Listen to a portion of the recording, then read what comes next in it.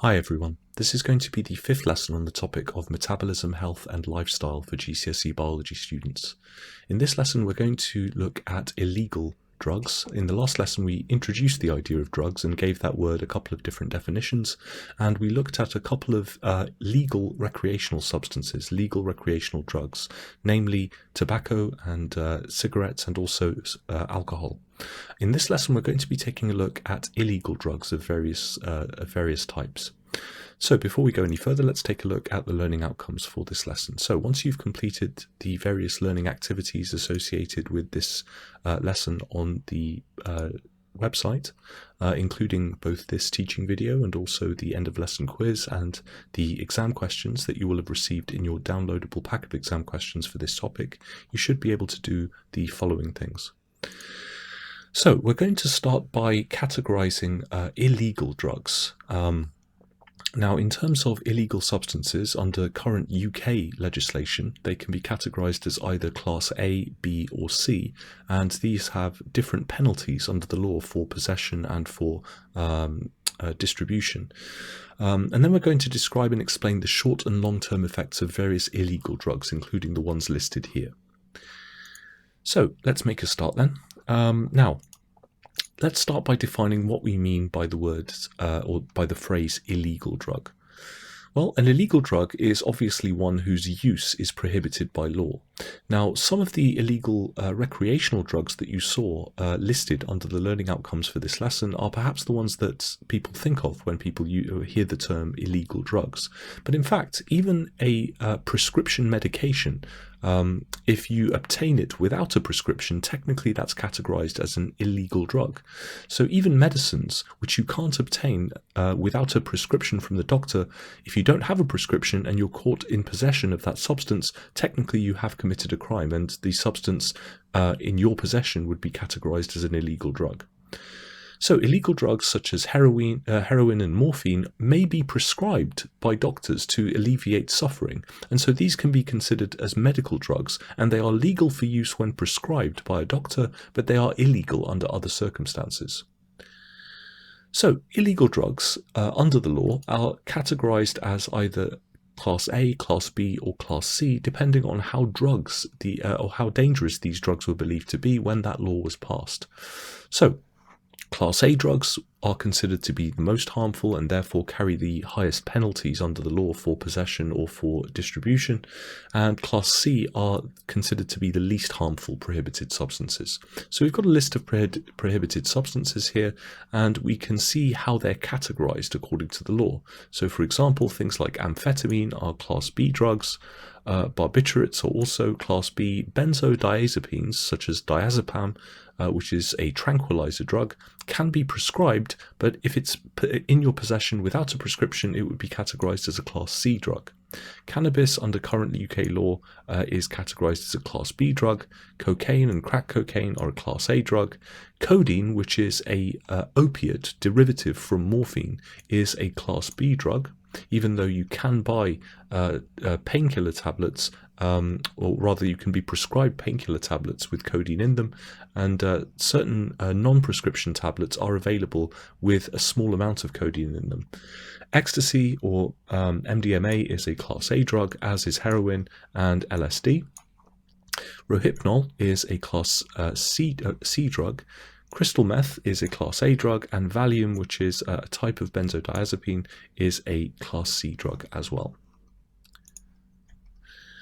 So the important point to make here is that no drug, legal or illegal, is without risk, and all will have some side effects and some risks associated with their use. Now, this is a graph that some of you may have seen graphs like this before. This is a graph showing the number of deaths from various types of illegal substances in the UK during 1 year. Now, here's a question for you to consider. I'd like you to have a look at these figures and comment on anything that strikes you as being out of the ordinary or unexpected in these figures, and comment upon what these figures mean for the relative levels of risk posed by these drugs. and where these figures may have some limitations in making that determination. I'd be interested to know your thoughts. I have a number of students, as always, attending this lesson with me live via the Zoom application. You guys can go ahead and type your responses to this in your live chat box, and I'll address that in a Q&A discussion along with the questions that you guys have asked. For the rest of you watching this as a recording, then go ahead and type your comments about these figures into either the live chat on this lessons page, or you can send me your comments privately as private messages via the student notes function on that page. So, overdoses are a major risk with most drugs, and whilst in a confused state, it's easy for a person to take an overdose or a mixture of drugs which can then interact with each other in a negative way, causing serious damage to organs and organ systems and even death. So alcohol poisoning, for example, is unfortunately becoming more common in young people. Too much alcohol itself can kill you, and after leaving a party or a nightclub, people can put themselves at risk by walking into the road or into areas they would not consider safe if they were sober. So it's not just the chemicals themselves that can cause injury to the body or death, it's also the alteration of your behavior, your reaction times, your perceptions while on those chemicals that can cause you to engage in a risky behavior, which itself may lead to injury or death. So, with heroin, when feelings of contentment wear off, users can often become anxious and depressed and therefore need more heroin to feel better again. Now, heroin suppresses the appetite as well as dehydrating the body, and this can lead to users not eating properly and their health subsequently suffering as a result. And overdosing from heroin can lead to death. Female users may have interrupted periods, and there are many other health effects of heroin, but and some of the indirect effects of heroin abuse stem from the way in which heroin is injected. Typically this is done by reusing disposable needles, and that can also carry a risk of infection, which can also be fatal. The other thing is that heroin acquired, as with any illegal substance acquired through black market sources, illegal sources, ultimately is of uncertain purity. There may be other substances mixed in with these drugs when bought from illegal sources, and those substances themselves can be dangerous. So, now most of the dangers of heroin come from using shared or dirty needles, as I've said, and this increases the probability of catching diseases such as hepatitis, but also HIV/AIDS. Heroin use leads to a high level of tolerance for the drug, and this means that the user needs more of the drug to achieve the same effect. Now, this results in addiction. Addicts can experience feelings of extreme depression when they don't have their next fix of the drug. In regular users, withdrawal symptoms can occur only a matter of a few hours after the last fix. Sudden withdrawal, which is sometimes called cold turkey by a heavily dependent heroin addict when in poor health, can also be fatal occasionally. Now, withdrawal symptoms can be quite severe. They can include hot and cold sweats, convulsions, increases in heart rate, abnormal heartbeat, even heart attacks. There can be sudden sharp blood pressure increases. There is an increased risk of stroke, extreme depression, suicidal behaviors, also nausea, diarrhea, extreme confusion, and this can all be accompanied by an intense craving to take more of the drug to make them feel well again. So, another Class A prohibited substance is MDMA, or ecstasy. Ecstasy places a tremendous strain on the heart, the liver, and the kidneys, and you're more likely to dance energetically and sweat heavily when under the influence of this drug.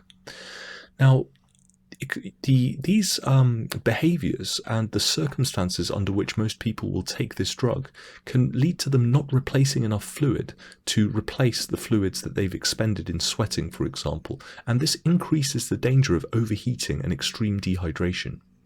Now, once a user has come down off the high which is induced by this drug, they might feel depressed, anxious, hungry, and tired, and this is sometimes called the come down. Ecstasy can also act as a laxative.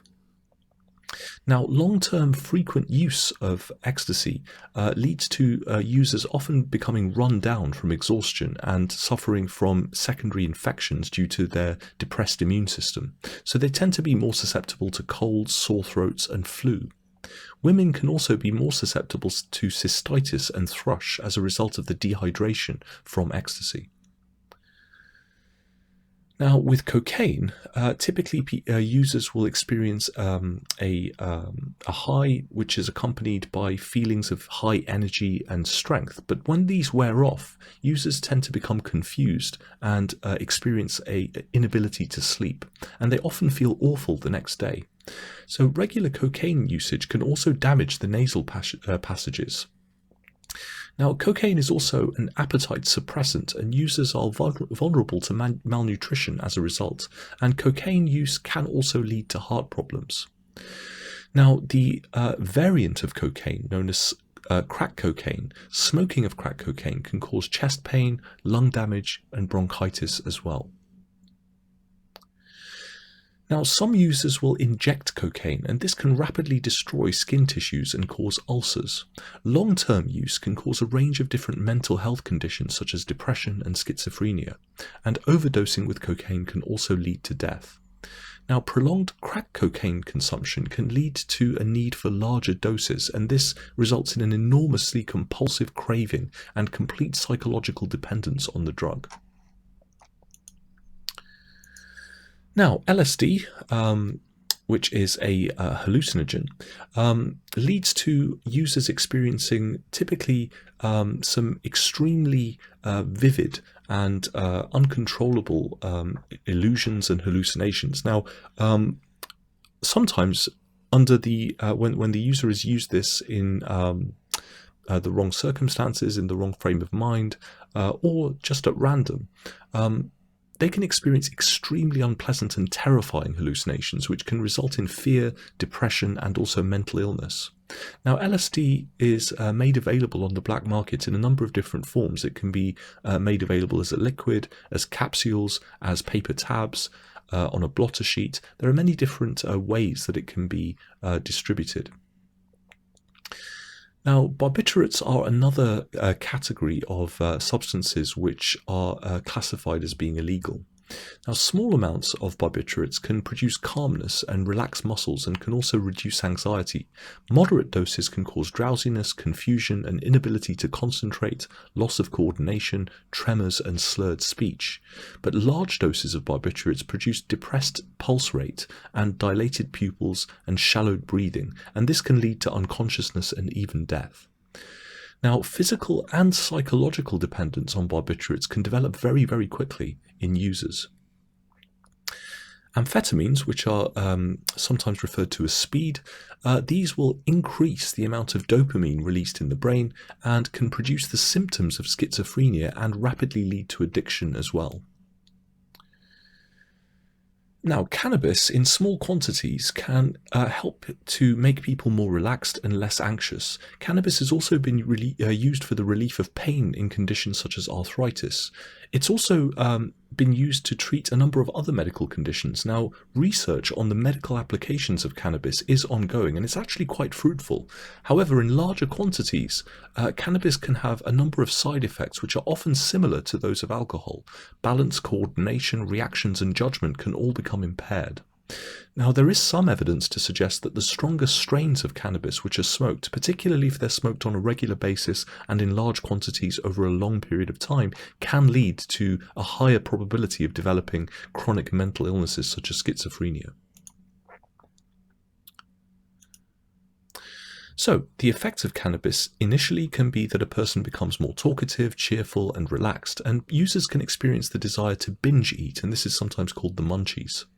Physical effects of cannabis use can include a faster pulse rate, bloodshot eyes, dry mouth, and throat. Cannabis users can also sometimes experience acute anxiety attacks, and high doses of cannabis can cause hallucinations, particularly when the cannabis is eaten rather than smoked. Cannabis can impair or reduce short-term memory, and it can also alter your sense of time, reduce your ability to perform tasks which require a high degree of concentration. Now, in terms of solvent abuse itself is not in itself a criminal act, but it does account for the deaths of over 70 people a year, most of whom are under 20 years of age. Solvent abuse can result in some severe consequences. So initially it results in unsteadiness, slurring of the speech, and unpredictable behavior. It can also result in severe headaches and also red spots or blistering around the mouth.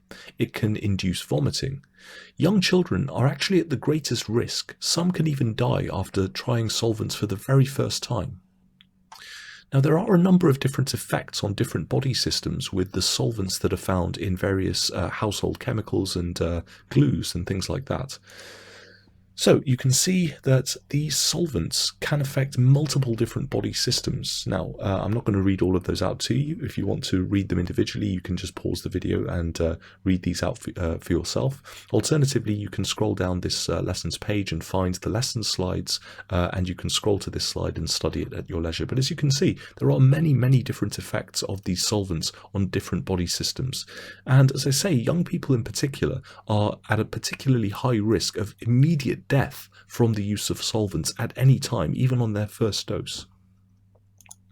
So with all of these different negative effects, the question arises then, why do people take drugs in the first place? Well, people use drugs and solvents essentially to feel good and experience many different pleasurable sensations. Now, these substances can, as we've seen with many of them, help people relax and give them a feeling of carefree contentment. They can produce feelings of energy, strength, and power. Users can believe that they're able to see, hear, feel, and think more clearly, even though that may not be actually the case. Now, for some people, drugs are an integral part of socializing and relaxing with friends. Some people may like to experiment and try drugs because they're curious about what the effects of the drug may be. Now, in this sense, peers have a huge influence, so it may be easier for teenagers to go along with them rather than saying no and thereby appearing uncool. Many teenagers also pass through a period where psychologically they like to rebel and resist their parents' rules and those of society, and experimenting with drugs is one aspect of that. Some teenagers may want the thrill and risk of taking drugs. Some teenagers may enjoy the effects that the drugs have. Illegal drugs are the same cost or even cheaper than alcohol and are more readily available because they're less restricted to teenagers. Now, obviously, none of these are a good reason to risk your health or your life in taking drugs, but these are some of the rationales which are used by many drug users, not just teenagers, but in general. Okay, everyone, that's going to do it for this lesson. I hope that was useful to you. I'm going to move on to the Q&A discussion with the students that I have in attendance with me now. Before I do so, though, one quick word about the way that drugs actually work. Now, all of these different drugs are substances. They have unique molecules with unique molecular structures. Now, the reason why these molecules work on your nervous system at all is because your nerve cells have receptors on their surfaces, which ordinarily are there to receive and bind with molecules of neurotransmitters. Now, some of these drugs will mimic the shapes of those molecules. Now, we're going to be talking about the nervous system in a little bit more detail in a later topic where we talk about homeostasis and response. So we'll be talking about the brain and the nervous system and the role of neurotransmitters. But essentially, these drugs work by fitting into some of the same receptors in the brain that many of your endogenous neurotransmitters, the substances produced by your brain, already fit into, or they can cause the release of large quantities of neurotransmitters which are ordinarily released in small quantities by your brain. So all of these different drugs, some of which are shown here, so this, for example, is the molecular structure of THC, tetrahydrocannabinol, which is one of the active components in cannabis. Now, your body produces its own endogenous cannabinoids, substances that your brain produces and also which go off and act as hormones, essentially, in other parts of your body, which are similar in shape to this molecule, so that the THC that's smoked in cannabis, it's similar enough in shape to the endogenous cannabinoids that it can fit into cannabinoid receptors on the surfaces of your cells. This molecule here is MDMA. The technical name for this is 3,4-methylene dioxy-2-methylamphetamine, which is where we get the MDMA from. And again, MDMA is one of many phenethylamines, a category of chemical compounds which have similar structures to these. Now, this is very similar to amphetamine in a number of ways. And so here we can see I believe this is morphine. So this is morphine, which has its own unique chemical structure. And again, this molecule has its effects. And morphine is essentially the same substance which is found in heroin. These substances have their effects because they have unique molecular structures which are similar enough to the substances produced by your brain and your body that they can fit into the same receptors. So many of these drugs work by having these unique chemical structures. And so we can see some of those structures here. So this is the common structure of barbiturates and so on here. This is amphetamine. So here we can see the amphetamine molecule, and we can see that it is actually quite similar in shape to the MDMA molecule. The MDMA molecule has this methylene dioxy group attached to the benzene ring, but as they are quite similar in many respects. Okay, everyone, so I'm going to go into the Q&A discussion now. Once again, thank you for watching, and I'll see you in the next one. Take care.